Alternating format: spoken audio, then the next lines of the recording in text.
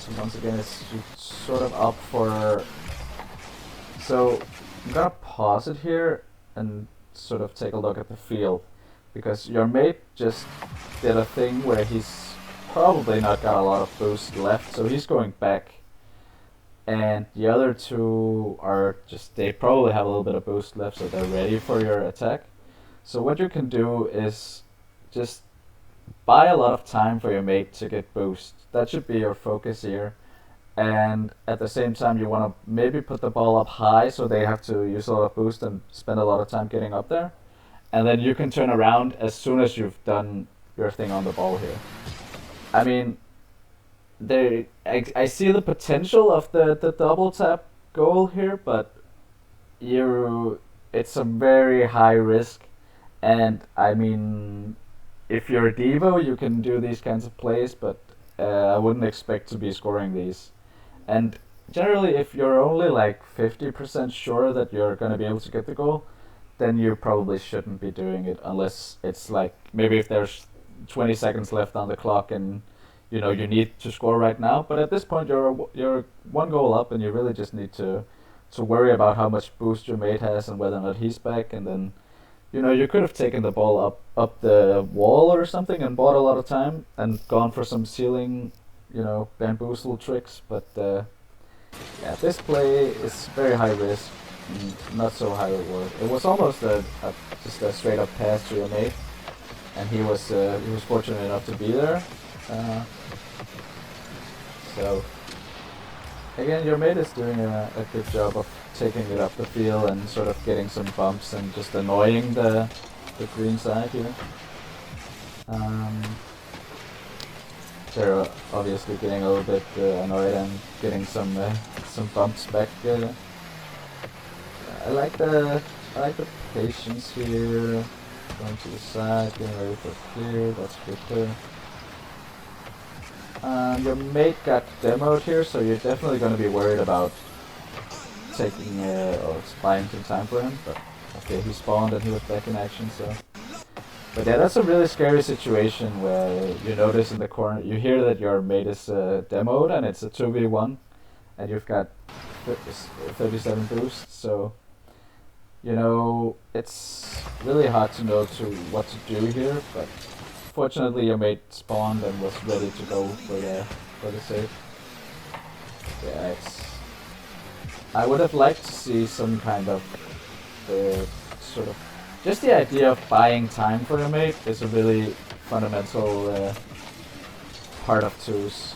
Oh, again here, I really don't like the follow through on your sensors, because you end up spending all your boost for very little, and you actually take the ball away from your mate here. So just maybe start to incorporate some low risk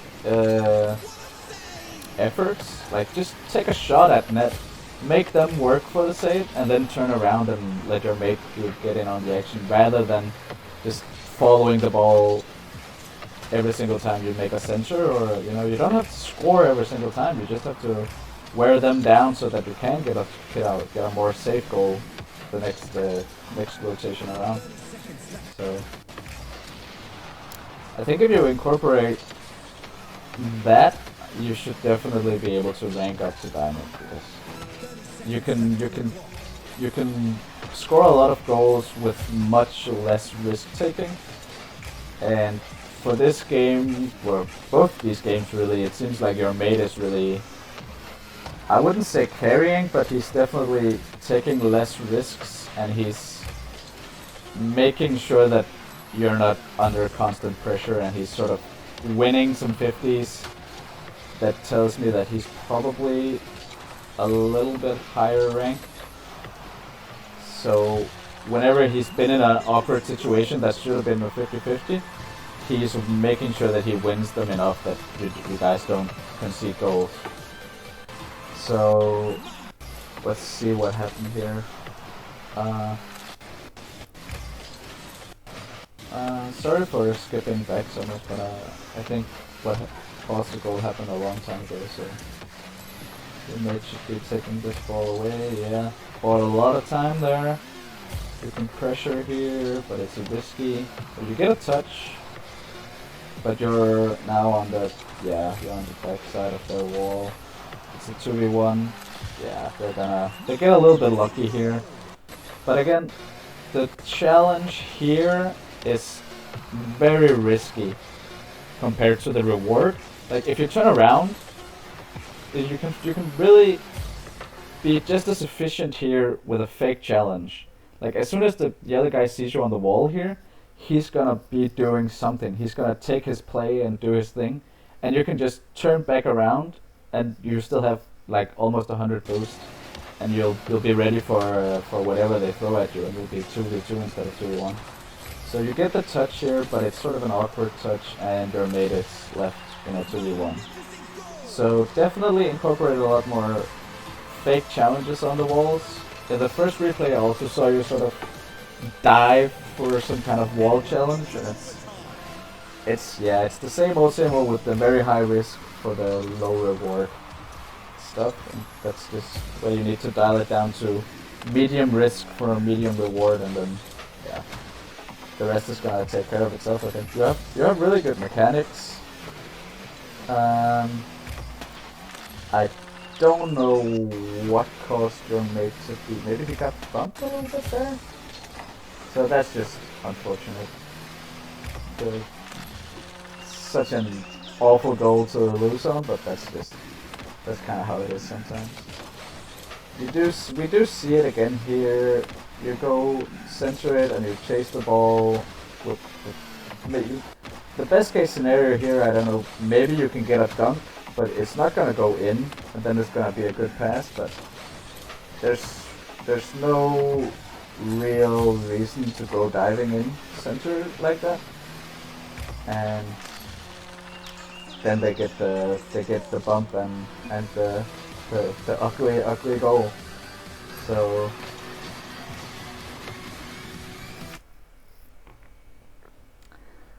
I think overall, I'm liking your mechanics. They're definitely good enough for ranking up.